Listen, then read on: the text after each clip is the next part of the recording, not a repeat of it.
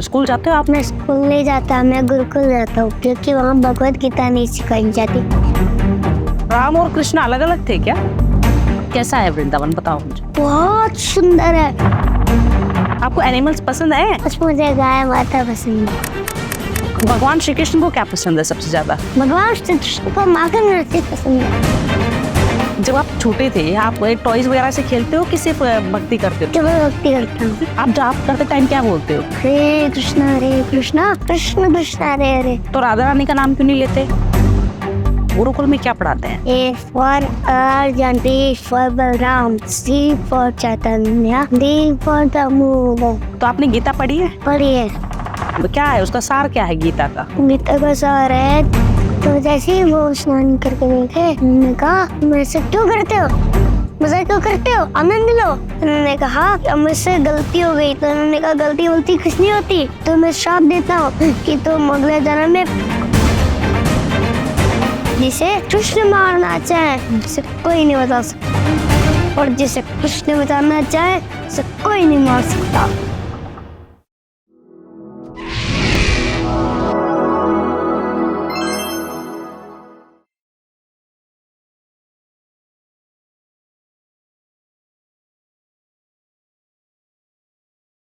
जय माता दी। आज जो हमारे गेस्ट हैं इनको आपने ज़रूर कहीं देखा होगा, सबसे छोटे भक्त जिन्हें मैं कहूँगी, जिनका नाम आपने ज़रूर सुना होगा, लेकिन मैं ज़्यादा डिस्क्लोज नहीं करूँगी। मैं चाहती हूँ आप जल्दी से इन्हें देखें और इनसे मिलें। कैसे हो आप? उसके पैर प्रभुपाद जी की। अच्छा, और आपने ये तिलक क्यों लगाई? तिलक का क्या मतलब है?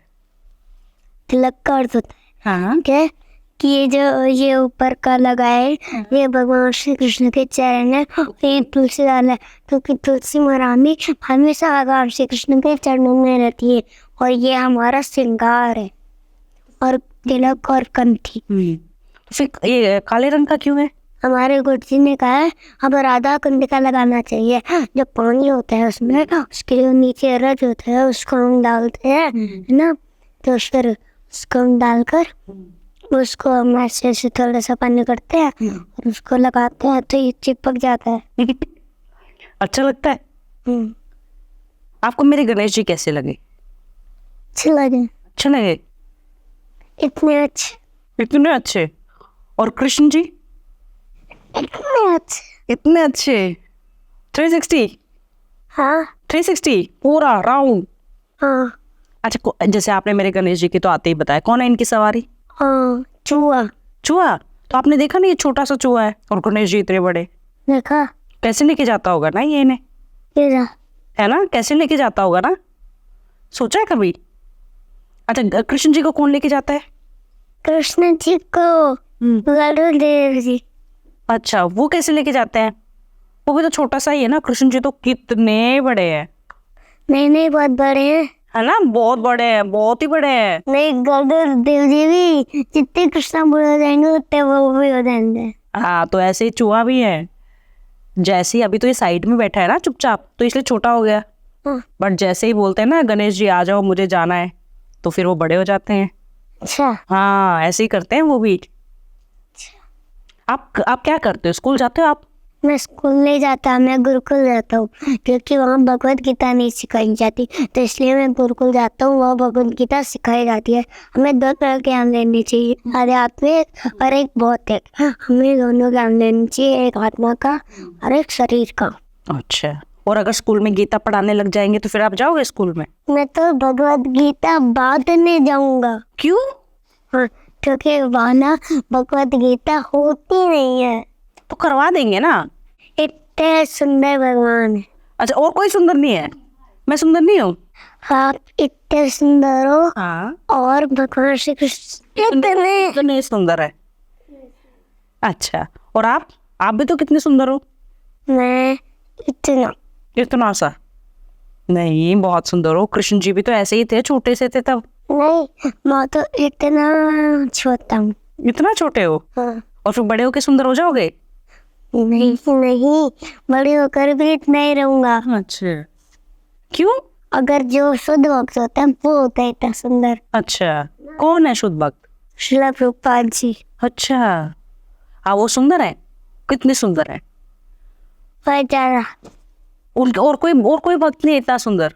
अरे नहीं नहीं, जो भी शुद्ध भक्त है वो बहुत सुंदर होते हैं।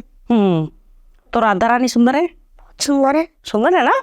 तो गुरुकुल में क्या पढ़ाते हैं, मुझे वो बताओ आप, गुरुकुल में क्या पढ़ाते हैं? ABCD हाँ। और है ना ABCD और भगवद गीता और सारा भगवद गीता का ज्ञान।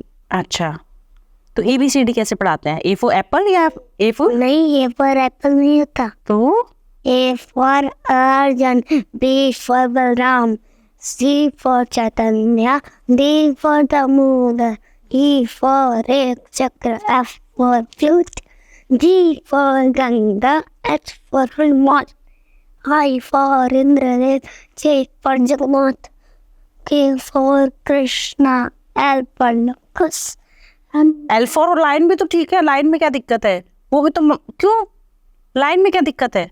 नहीं, लायन में इसलिए दिक्कत है क्योंकि मुझे लायन का पास चले जाना है। नहीं जानना, सिर्फ लवकुश ही जानने हैं आपको?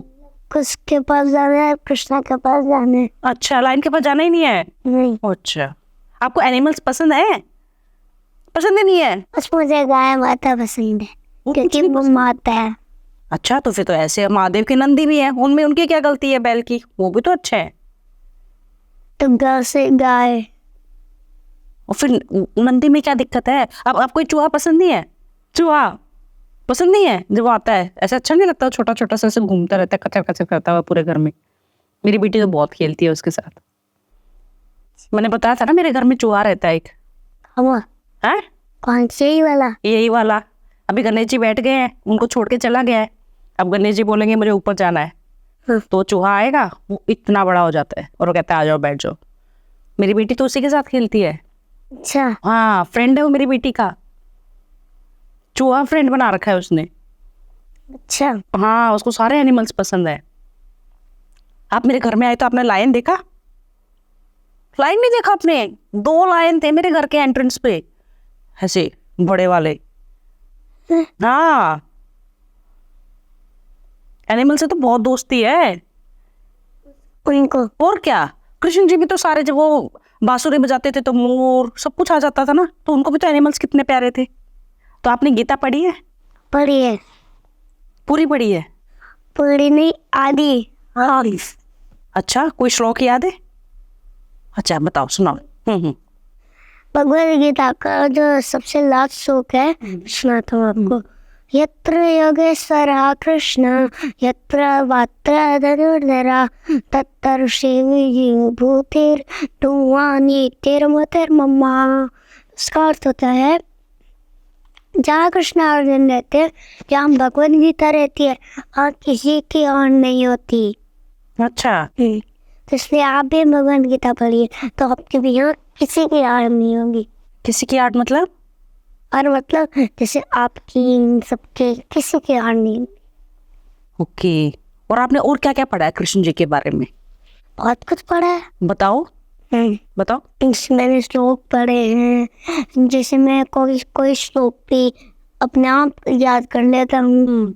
जैसे सुनो, जैसे मुझे श्लोक अच्छा लगता है जो मुझे याद नहीं हो, जैसे मैं साधु संगे कृष्ण भक्ति श्रद्धा याति भक्ति फल प्रेम है संसार ग्राह सय। इसका अर्थ होता है जो साधु संग करते हैं तो उनकी भक्ति में श्रद्धा जागृत होती है, और जब श्रद्धा जागृत होती है तो हमारे जीवन में कृष्ण प्रेम जागृत होता है।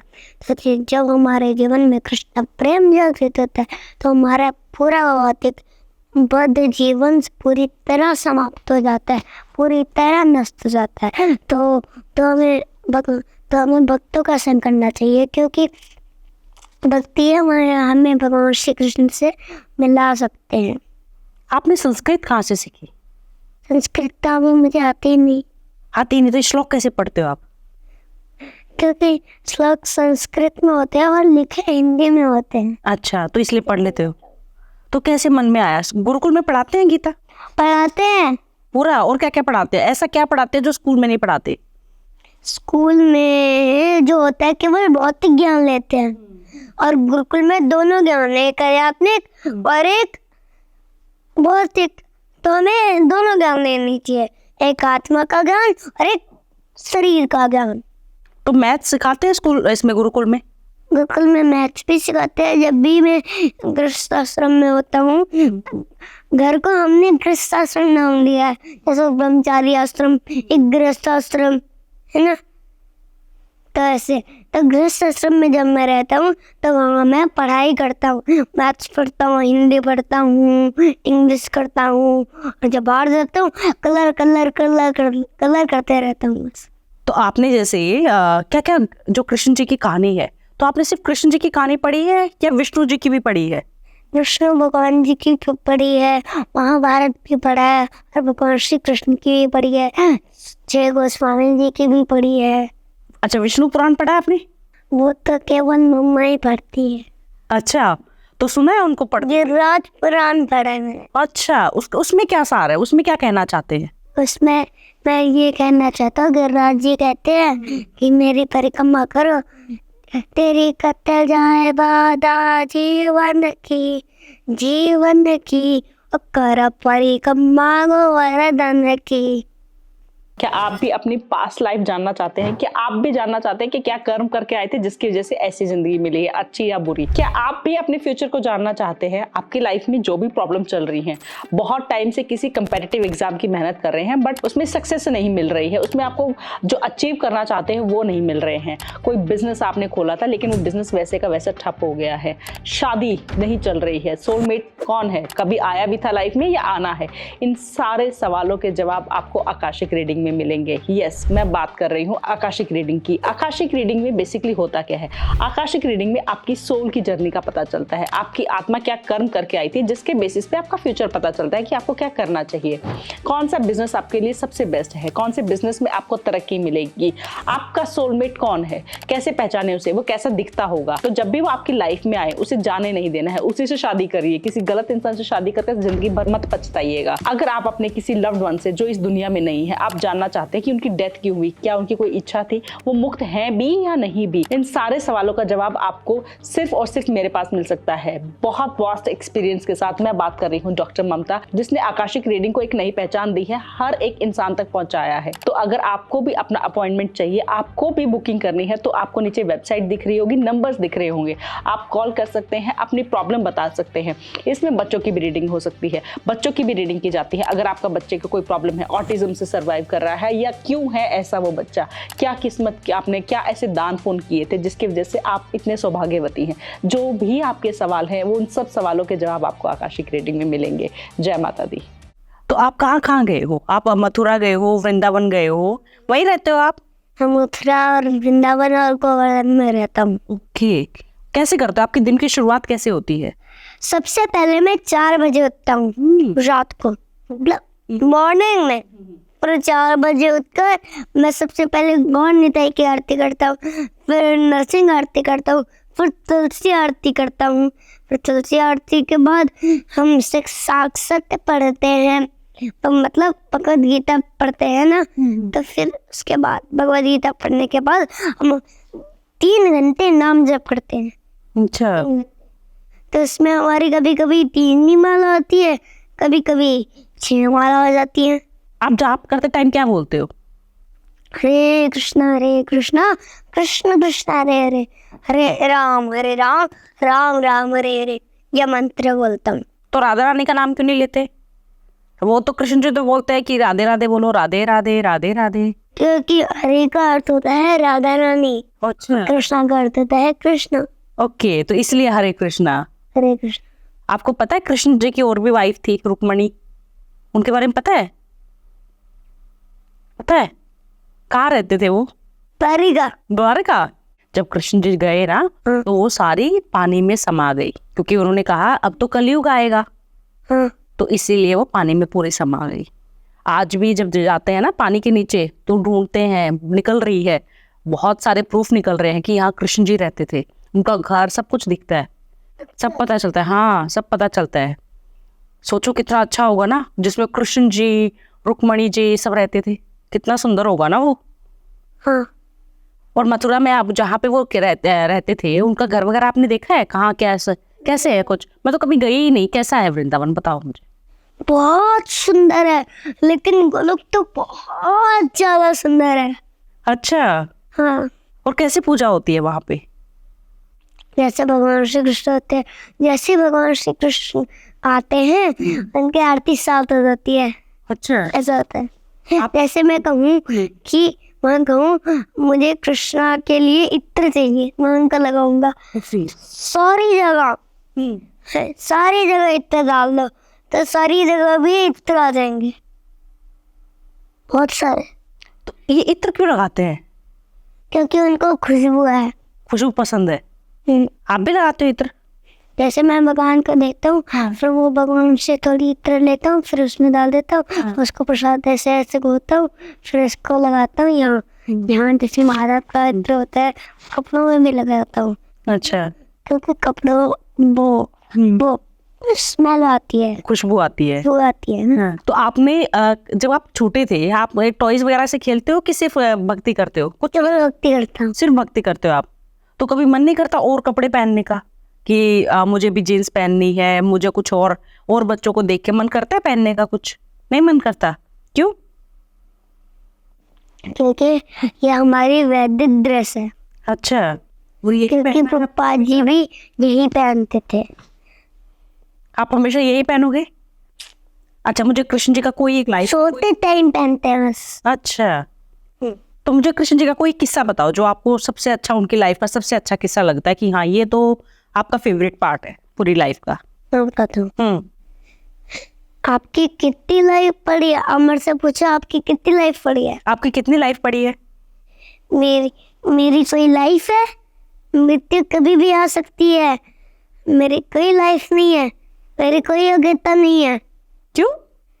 क्योंकि मृत्यु कभी भी आ सकती है, तो इसलिए हमें भगवत गीता पढ़ना शुरू कर देना चाहिए, बचपन से शुरू कर देना चाहिए। तो भगवान को मुरझाए हुए फूल थोड़ी चढ़ते हैं, भगवान श्री कृष्ण को मुरझाए हुए फूल नहीं चढ़ते, उनको फ्रेश फूल चढ़ते हैं।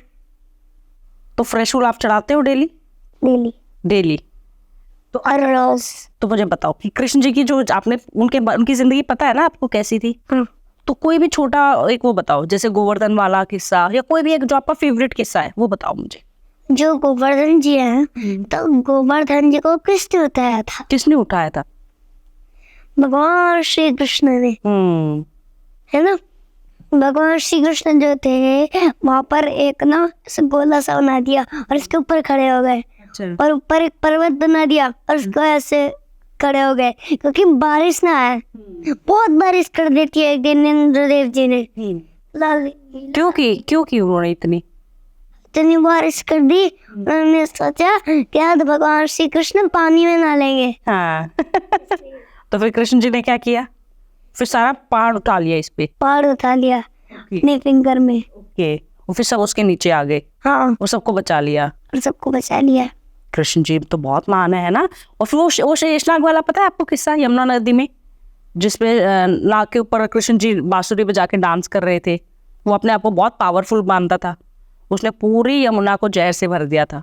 हाँ, और फिर कालिया नाग एक बार कालिया नाग आया तो वो क्या कर रही है, उसने सारा जहर यमुना नदी में वो डालता रहता था, तो जो लोग पानी पीते थे वो मर जाते थे।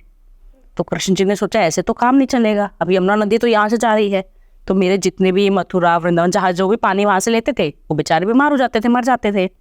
तो एक दिन वो उसके अंदर चले गए। कौन? कृष्ण जी। और सारे गांव वाले इकट्ठे हो गए, कृष्ण कहाँ है, कृष्ण कहाँ है। तो उनकी मैया जो थी यशोदा, वो रोने लग गई, हाय मेरा बेटा डूब गया। अब कृष्ण जी तो कृष्ण जी हैं, वो नीचे गए और उसको पकड़ा और उसकी मुंह पर बैठ गए। अब वो मुंह ही नहीं खोल पाया कालिया नाग।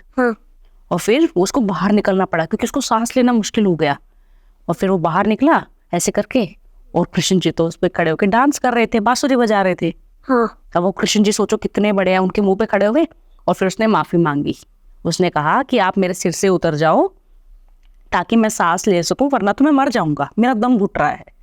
तो फिर कृष्ण जी ने कहा कि अब तुम यहाँ से चले जाओ, इस यमुना नदी से चले जाओ, वरना मैं तुम्हें कभी नहीं छोड़ूंगा, तुम्हें जान से मार दूंगा।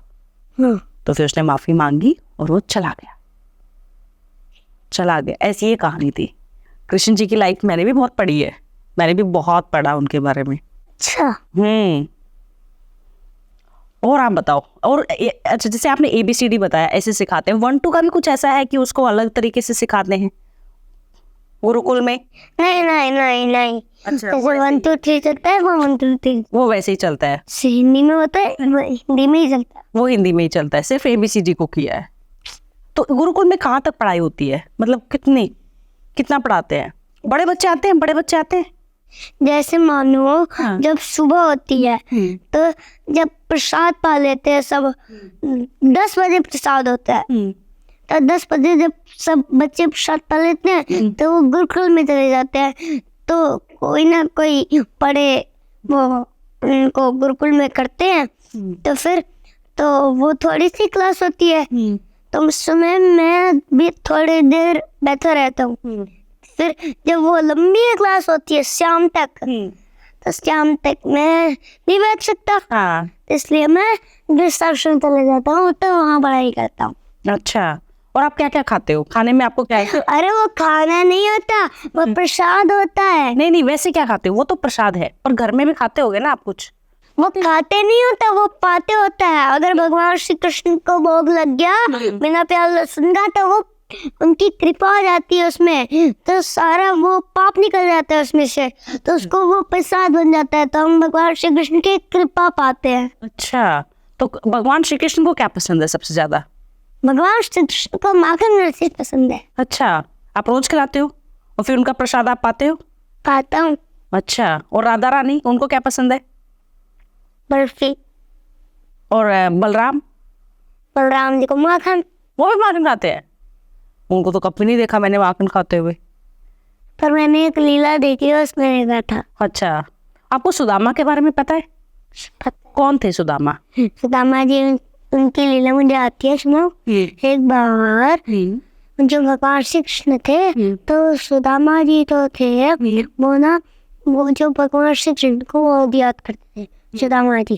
तो एक दिन भगवान श्री कृष्ण अपने बहुत बड़े महल में थे। अच्छा। तो भगवान श्री कृष्ण जो थे उनकी लीला है, तो वो एक दिन वो जा रहे थे वहाँ से द्वारिका। तो जैसे वो द्वारिका गए, तो द्वारिका में उन भगवान श्री कृष्ण को दिखे नहीं, वो खड़े थे डंडे लेके बाहर, है ना। तो उन्होंने मना कर दिया, जाओ यहाँ से, यहाँ केवल कृष्ण ही रहते। अंदर नहीं घुसने दिया सुदामा को? हाँ। फिर भगवान श्री कृष्ण को तो सब कुछ पता है, तो वो एक बार बाहर आए, उन्होंने क्या कृष्ण जोर से चिल्लाया, तो उन्होंने देखा कि ये तो सुदामा जी की आवाज है ना। तो जैसे ही बाहर आया अपने महल से, उन्होंने कहा कि क्यों नहीं आना दिया इनको अंदर, फ्रेंड है ये। हाँ, मेरा फ्रेंड है ये। हाँ। फिर उन्होंने दरवाजा खोला। हाँ। फिर वो जब अंदर गए, तो उन्होंने क्या किया, वो भगवान श्री कृष्ण जो थे इतने प्यारे थे कि वो उनके जाने दे रहे थे। अच्छा, ऐसे क्यों? हाँ, और रुक्मणी माता उनको चामर कर रही थी। सब फिर तो सुंदर भगवान, हाँ ना, कितना अच्छे ना। फिर सुदामा वही रहने लगे कि वापस आ गए? वापस आ गए। अच्छा। वो ना नंगे पैर है। अच्छा। हाँ। और नंगे पैर ही गए थे? तो फिर भगवान ने हाथ लगाया होगा तो वो बिल्कुल ठीक हो गए होंगे? बिल्कुल ठीक हो गए। बिल्कुल ठीक हो गए होंगे। तो कुछ दिया कृष्ण जी ने उनको? रिटर्न गिफ्ट दिया कुछ? दिया। क्या दिया? तो जब वो वापिस आए, तो भगवान श्री कृष्ण ने एक जादू से जो उनके पास कुछ था, ऐसा ही उन्होंने ऐसे कर दिया, ऐसे ही बैठे थे और वो ऐसे धीरे धीरे वो घर ऐसे साफ होने लग रहा था, बनना लग रहा था। उसमें कुछ था ही नहीं, कुछ भी नहीं था। हाँ, खाना भी नहीं था, भोग भी नहीं था भगवान का लगाने का।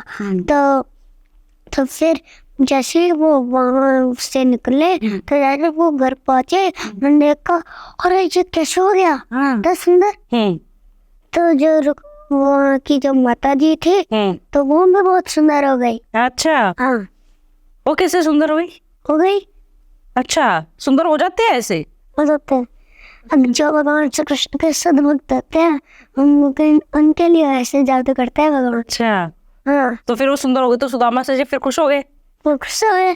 फिर जब वो जैसे अंदर घुसे अपने महल में, तो उन्होंने देखो इतना सारा खान, इतना सारा कहाँ से आ गया प्रसाद। तो उन्होंने भगवान से कहा, हे भगवान, ये तो आप ही करते हो सब। हाँ, तो फिर उसमें रहने लगे कि छोड़ दिया उसको? नहीं, उसमें रहने लग गए। आपके यहाँ पर भगवान है? हाँ। तो मैं इनकी पूजा करती हूँ, मैं देवी माँ की पूजा करती हूँ, दुर्गा माँ। जैसे देवकीनंदन जब हुए थे तो क्या दुर्गा माँ ने आके कहा था ना कंस मामा को, हाँ। तो वैसे ही मैं उनकी पूजा करती हूँ, मैं कृष्ण जी की भी पूजा करती हूँ, मैं सबकी पूजा करती हूँ। अब आप मुझे कोई कृष्ण का, देखो मैंने आपको एक किस्सा बताया, एक लीला आपको बताई ना, अब आप मुझे एक लीला बताओ कृष्ण जी की जो मुझे नहीं पता, बताओ कोई कोई अलग सी लीला एक दामोदर जी की लीला सुनो। अच्छा जी, सुनाओ। एक बार जो दामोदर जी थे, सुधा मैया एक दिन माखन भिगो रही थी। तो जैसे ही तो कृष्णा को बहुत तेज भूख लगी। तो सुधा मैया तो माखन भिगो रही थी। तो उन्होंने कहा दूध दूध। उन्होंने कहा कि मेरे पास दूध नहीं है, दूध तो गाय निकालती है ना। तो उन्होंने कहा दूध दूध। तो वो तो ऐसे कर रही थी, वहाँ तो दूध गैस पे रखा हुआ था। अच्छा, हाँ। फिर तो उन्होंने कहा हाँ दूध। तो वो जैसे गई तो उन्होंने भगवान श्री कृष्ण को नीचे रखा, उनपे बिठा दिया और गई, दूध लिया और उनके पास लिया। और उतनी देर में जो कृष्ण थे उन्होंने मटकी थोड़ा सा मगन पा लिया है ना, और वहाँ से गायब हो गए। ओके, बंदरों के पास चले गए माखन पाने बहुत सारा। फिर जब उनको चिड़िया को, बंदरों को, सबको माखन पवा दिया। फिर माँ ने उनको ढूंढा नहीं? फिर माँ ने कहा, उन्होंने मम्मा ने कहा कि बच्चों को कहा आपने कृष्ण को देखा है कहीं जाते हुए? उन्होंने कहा नहीं, मैंने नहीं देखा। तो वह गेट था, वहाँ पर थोड़ा सा उनको माखन दिखा, थोड़ा सा है ना। कृष्ण के थोड़े से पैर दिखे, मतलब पैर दिखे। तो जब पैर दिखे तो वो देखे कि कृष्ण अंदर, मैं अंदर जाके देखता हूँ तो वहाँ तो कृष्ण थे तो माखन पा रहे थे। तो एक डंडा लिया और वैसे ऐसे सारे बंदों को हटा दिया और कृष्ण को भी हटा दिया। अच्छा, तो नीचे ले आए, मतलब अच्छा, क्योंकि कृष्ण मैया ढूंढ रही थी उनकी, है ना। तो माखन ऐसे आप भी करते हो? कभी कभी कभी करता हूँ। कभी कभी फिर मिल जाते हो आप? छुपते नहीं हो? छुप जाता हूँ। हाँ, मिलना नहीं है, कृष्ण जी वही बोलते थे, मिलना नहीं है, छुप जाओ, भाग जाओ। हाँ। तो फिर तो एकदम से तो कृष्ण चिचस्ता मिया ने कहा मैं तुम्हें खोते से एक बांध देता हूँ, है ना। तो वो कृष्ण चुपचाप खड़े होकर और बांध दिया। तो वो बंधे नहीं रही थी, बहुत बड़े रस से बांधे थी, बंधे नहीं, कृष्ण टाइट नहीं बंधे। तो कृष्ण जैसे उनकी आज्ञा के बिना बांध दिया तो वो बंधे नहीं। तो उन्होंने कहा बांध दो, है ना। तो जैसे उन्होंने एक बार में बंद गए कृष्ण अपने आप। हाँ। ऐसे नहीं चलता हमारा काम। अच्छा, कृष्ण के आज्ञा के बिना चलता है कुछ नहीं ऐसे, इसलिए लोग वृंदावन भी नहीं जा सकते जब तक वो नहीं। जा सकते हैं, जा सकते हैं, अगर भक्ति करोगे तो जा सकते हैं। मतलब कृष्ण जी से परमिशन तो लेनी पड़ेगी? नहीं लेनी पड़ती, उसके लिए तो हम बस भक्ति करके जाते हैं। अच्छा, जा सकते हैं फिर। और वो सही होता है। तो बांध दिया और कृष्णा चलने की कोशिश कर रहे थे। तो जैसे वो चल रहे थे वो उनकी बाल्टी नीचे आ गई। हाँ। और वो ऐसे ऐसे चल रहे थे धीरे धीरे। तो एक पेड़ आया, दो पेड़ थे ऐसे ऐसे। तो दो पेड़ वो कौन थे? कौन थे? मणिग्रीव, नलकुबेर। ओके। तो वो ना एक दिन गंगा जी में स्नान कर रहे थे। तो वो मजा कर रहे थे, मजा। तो थोड़े टाइम के लिए तो। हाँ। मजा कर रहे थे। तो जैसे नारद जी ने देखा, उनको सब पता था, है ना। और कृष्ण जी उनको बता दे रहे थे, ये देखो, है ना। तो वो जैसे उन्होंने वहां से जा रहे थे वो कहीं, है ना, वो हर ब्रह्मांड में घूमते हैं। तो जैसे ही वो स्नान करके देखे, उन्होंने कहा, अरे वैसे क्यों करते हो, मजा क्यों करते हो, आनंद लो। तो उन्होंने कहा कि अब मुझसे गलती हो गई। तो उन्होंने कहा, गलती वलती कुछ नहीं होती, तो मैं श्राप देता हूँ कि तुम अगले जन्म में पेड़ बन जाओगे। तो वो पेड़ बन गए। ओहो, फिर और जो जैसे वो पेड़ बने तो कृष्ण ने उनको पता था कि तो पेड़ बन गए हैं, तो इसलिए ऐसा हुआ। तो जब वो धीरे धीरे उसी पेड़ के पास गए, वो पेड़ जुड़ा हुआ था, तो फिर भी निकल गए कृष्णा। इसमें से ऐसे जाने की कोशिश कर रहे थे। तो जैसे वो बाहर निकल गए, है ना, बाहर निकले तो वो उनका श्राप वो हट गया और वो मुक्त हो गए। वाह, आपको सच में बहुत अच्छे नॉलेज है। आप सबको बताते हो ना कि गीता पढ़ा करो, धार्मिक। ये आपको पता नहीं थी? मुझे तो पता था, औरों को नहीं पता है। उसको नहीं पता, वो देखो वो खड़ा है, उसको पता ही नहीं है। उसको बोलो गीता पढ़ा करो, गीता पढ़ा करो। हाँ, उसको पता ही नहीं है, किसी को भी नहीं पता। बहुत कम लोग पढ़ते हैं, सिर्फ ऐसे ना फोल्ड करके ऐसे मंदिर में रख देते हैं। उसका क्या फायदा है? क्या कहते हैं आपके गुरु? गीता को पढ़ना चाहिए ना? पढ़ना चाहिए। और उसमें क्या क्या क्या है, उसका सार क्या है गीता का?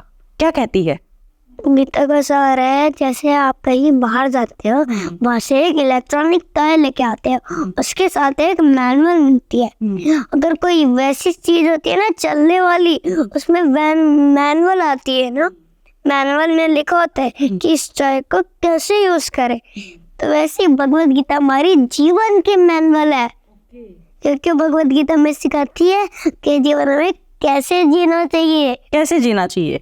हरे कृष्णा कृष्णा कृष्णा हरे हरे, हरे राम राम राम हरे हरे। ऐसे जीवन जी लो, बस अच्छा, विचार करके लो। ये होता है। राम और कृष्ण अलग अलग थे क्या? नहीं, एक ही थे। वो रूप लेते थे, अच्छा, अवतार लेते थे। हिरण्यकशिपु एक बहुत बड़ा राक्षस था। तो एक दिन वो प्रहलाद महाराज को मारने की कोशिश कर रहा था, इनको इसको कैसे मारूं। तो एक दिन हिरण्यकशिपु ने अपनी बहन को बुलाया और कहा कि जाओ इसे मारो, क्योंकि तुम्हें वरदान है कि तुम आग से नहीं जल सकती। तो नहीं जल सकती, तो फिर तुम ऐसे करना, होलिका दहन में उसको गोदी लेके बैठ जाना। क्यों? जब वो गई, एक बहुत बड़ा पार बनाया, तो वो बहुत सारी लकड़ियां लगती, उस पे एकदम से आग जला दी। हाँ, होलिका दहन की। अब वो तो जलती नहीं थी उनकी बुआ, तो प्रहलाद को गोदी लेके बैठ गई। तो फिर क्या हुआ? फिर ऐसा हुआ, फिर जैसे वो बैठी तो थोड़ी थोड़ी देर में प्रहलाद महाराज बच गए और होलिका जल गई। तो क्यों बचे वो? उन्होंने क्या बोला था? क्योंकि वो भगवान के भक्त थे ना। हाँ, और वो उनका नाम ले रहे थे। हाँ, उनका नाम लेना शुरू कर दिया, जैसे आप लेते हो ना हरे राम, ऐसे ही उन्होंने जाप शुरू कर दिया। वो जैसे बैठे ना बुआ की गोदी में, उन्होंने नाम लेना शुरू कर दिया। तो बस फिर भगवान ने उनको बचा लिया और सांपों के बीच में भी छोड़ दिया, भगवान ने बचा लिया बस। और जो जल नहीं सकती थी वो जल गई। हाँ, उनकी बुआ जल गई, इसलिए तो इसलिए हमारे कृष्ण राखे कृष्ण मारे कि जिसे कृष्ण मारना चाहे उसे कोई नहीं बचा सकता, और जिसे कृष्ण बचाना चाहे उसे कोई नहीं मार सकता। बिल्कुल कोई नहीं मार सकता। क्या आप भी अपनी पास्ट लाइफ जानना चाहते हैं? क्या आप भी जानना चाहते हैं कि क्या कर्म करके आए थे जिसकी वजह से ऐसी जिंदगी मिली है, अच्छी या बुरी? क्या आप भी अपने फ्यूचर को जानना चाहते हैं? आपकी लाइफ में जो भी प्रॉब्लम चल रही है, बहुत टाइम से किसी कंपेटिटिव एग्जाम की मेहनत कर रहे हैं बट उसमें सक्सेस नहीं मिल रही है, उसमें आपको जो अचीव करना चाहते हैं वो नहीं मिल रहे हैं, कोई बिजनेस आपने खोला था लेकिन वो बिजनेस वैसे का वैसा ठप हो गया है, शादी नहीं चल रही है, सोलमेट कौन है, कभी आया भी था लाइफ में या आना है, इन सारे सवालों के जवाब आपको आकाशिक रीडिंग रीडिंग में मिलेंगे। यस, मैं बात कर रही हूँ आकाशिक रीडिंग की। आकाशिक रीडिंग में बेसिकली होता क्या है? आकाशिक रीडिंग में आपकी सोल की जर्नी का पता चलता है, आपकी आत्मा क्या कर्म करके आई थी, जिसके बेसिस पे आपका फ्यूचर पता चलता है कि आपको क्या करना चाहिए, कौन सा बिजनेस आपके लिए सबसे बेस्ट है, कौन से बिजनेस में आपको तरक्की मिलेगी, आपका सोलमेट कौन है, कैसे पहचाने उसे, वो कैसा दिखता होगा। तो जब भी वो आपकी लाइफ में आए उसे जाने नहीं देना है, उसी से शादी करिए। किसी गलत इंसान से शादी करके जिंदगी भर मत पछताइएगा। अगर आप अपने किसी लव्ड वन से जो इस दुनिया में नहीं है, आप जानना चाहते हैं कि उनकी डेथ क्यों हुई, क्या उनकी कोई इच्छा थी, वो मुक्त हैं भी या नहीं भी, इन सारे सवालों का जवाब आपको सिर्फ और सिर्फ मेरे पास मिल सकता है। बहुत वास्ट एक्सपीरियंस के साथ मैं बात कर रही हूँ डॉक्टर ममता, जिसने आकाशिक रीडिंग को एक नई पहचान दी है, हर एक इंसान तक पहुंचाया है। तो अगर आपको भी अपना अपॉइंटमेंट चाहिए, आपको भी बुकिंग करनी है, तो आपको नीचे वेबसाइट दिख रही होगी, नंबर्स दिख रहे होंगे, आप कॉल कर सकते हैं, अपनी प्रॉब्लम बता सकते हैं।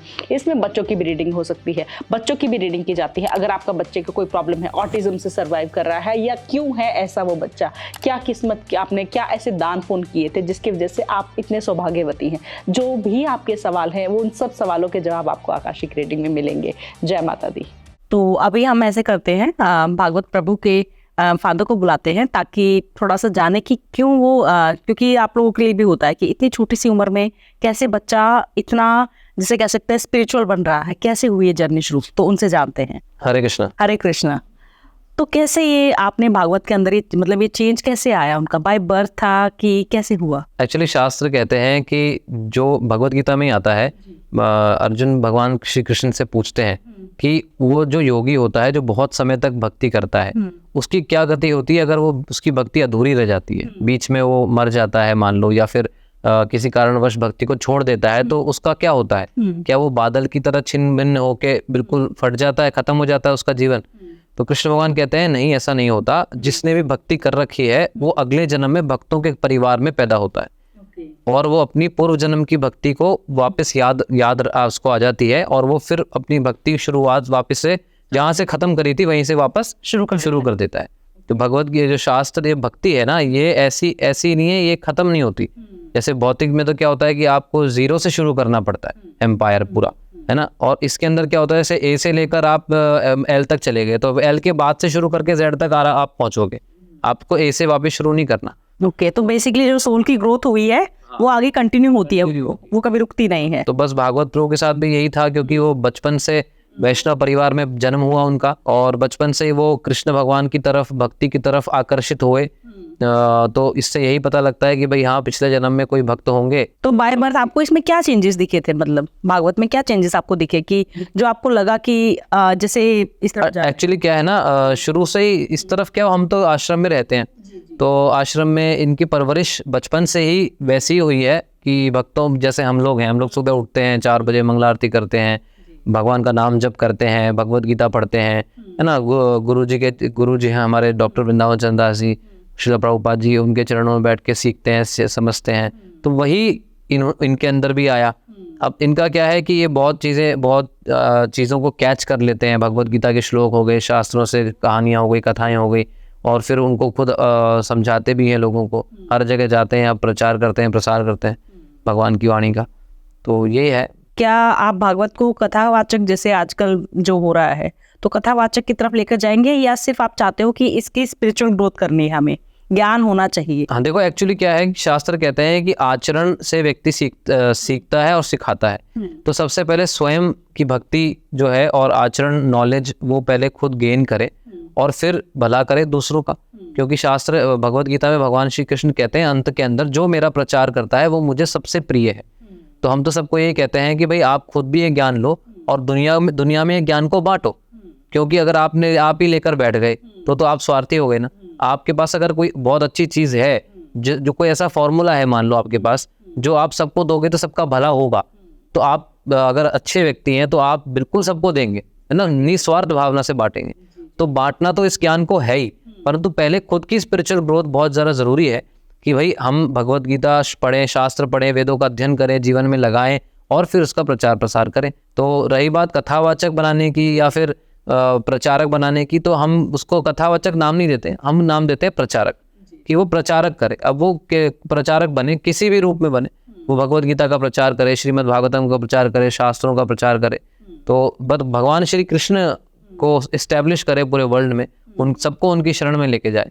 तो इसका मन नहीं करता जैसे और बच्चों को देख के कि जैसे ये खाना है या ऐसे कपड़े, जिससे मन डाइवर्ट नहीं होता है? नहीं, बिल्कुल नहीं होता, क्योंकि ये तो बल्कि लोगों को डाइवर्ट कर रहे हैं लोगों को डाइवर्ट का मतलब है उनको वापस अपने संस्कृति में लाने का प्रयास कर रहे हैं।